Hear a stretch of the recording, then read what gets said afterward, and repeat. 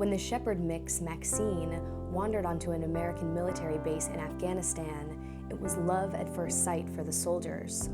Max is a dog that kind of wandered onto my boyfriend's base in Afghanistan. They started feeding her, taking care of her. She started to live on the base, but she still kind of came and go as she pleased. Another dog bit another soldier in a different company, so they were ordered from the chain of command to give away all their dogs. Back home, one soldier's girlfriend, Amanda Johnson, raised $3,000 to fly Maxine back to the States. She's fostering the dog until she can find her a permanent home. I didn't know what her personality was going to be. I didn't know if she was going to be too traumatized. I didn't know if she was going to like me. I didn't know if she was going to like the United States. We picked her up and she was very friendly, a little nervous but friendly. We brought her back to the house.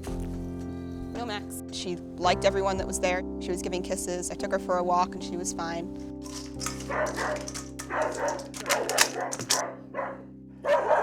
Max!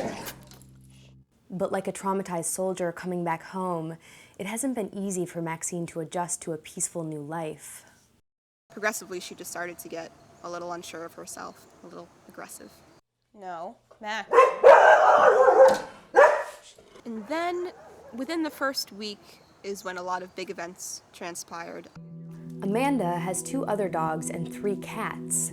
Maxine's been fearful and aggressive around them. She attacked our other dog, Otto, pretty badly. She had jumped over a barrier and just ran upstairs, pushed another gate down, and just attacked him. You know, she was the first one to initiate it. And he fought back, but she definitely initiated the fight. Max has only seen one of the cats. She's seen Littlefoot. Littlefoot wandered downstairs one of the first nights that Max was here. It's kind of a stare down, and then she just went right after the cat. The poor thing was terrified, and she tried to attack the cat. For the safety of Amanda's pets, Maxine must be kept barricaded downstairs, which only increases her sense of isolation and confusion. We have part of a large crate meant for a mastiff, fencing off the downstairs from the upstairs. We have a large rock we took that holds that in place so she can't pull through it. Then we have another baby gate so she can't get up the stairs, because we've tried other barriers before and she's either pushed through them or jumped over them. I don't think she likes it very much and I feel terrible. When Amanda takes Maxine for walks, she seems fearful and afraid of people in the neighborhood and of the unfamiliar sights and sounds around her.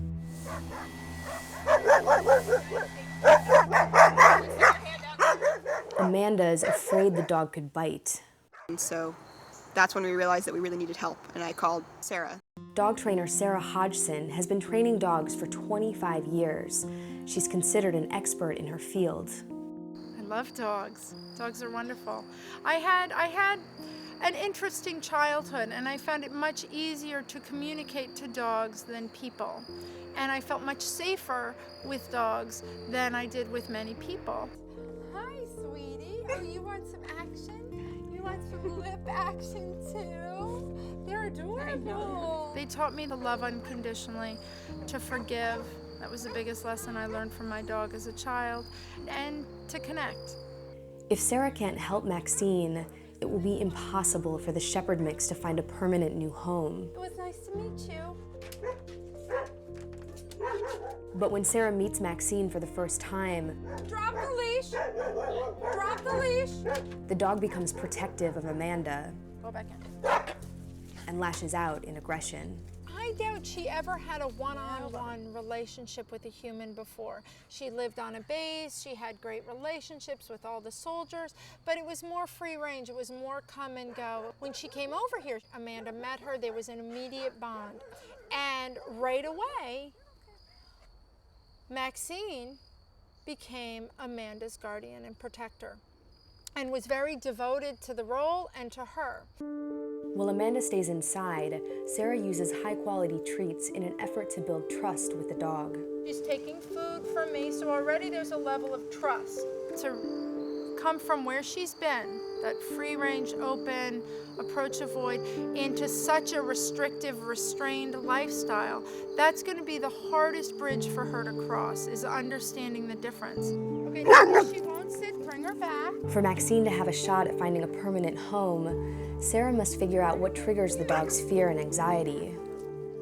Many children live in the neighborhood. Sarah must teach Maxine to live peacefully among them. Sarah pays close attention for the children's safety as well as Maxine's. But when Sarah takes the leash, Maxine lashes out. Sarah tries to subdue the dog as gently as possible.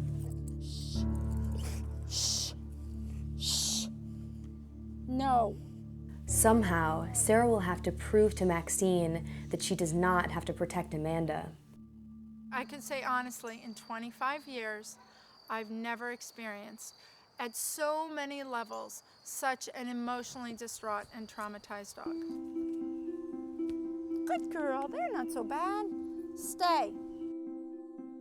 For Maxine to really rehabilitate and become a dog that can live safely in society, she's going to need a lot of exposure, a lot of repetition, a lot of routine, and slowly but surely she's going to warm to this experience as being her new life. Very good. I'm going to come stand right next to you. Good. Watch her body posture. If her eyes get rigid, she's doing fine now, and I'm actually laying hands on you, and she's, remember before I couldn't even get near you, she was reacting. So that's very good. Right now it's all unfamiliar, and she's in a tizzy. She just doesn't know whether she's coming or going, or the dogs upstairs are suddenly going to break through the ceiling and come jump on her. It's all unnerving, and she's in such a heightened level of stress that what she needs is routine exposure that, hey, nothing bad's going to happen to you. You can depend on your person, you can focus, and life will get better. She's going to need a lot of compassion and understanding. This isn't happy, this isn't fun, and it's not going to be for some time. It's going to take time for her to trust again.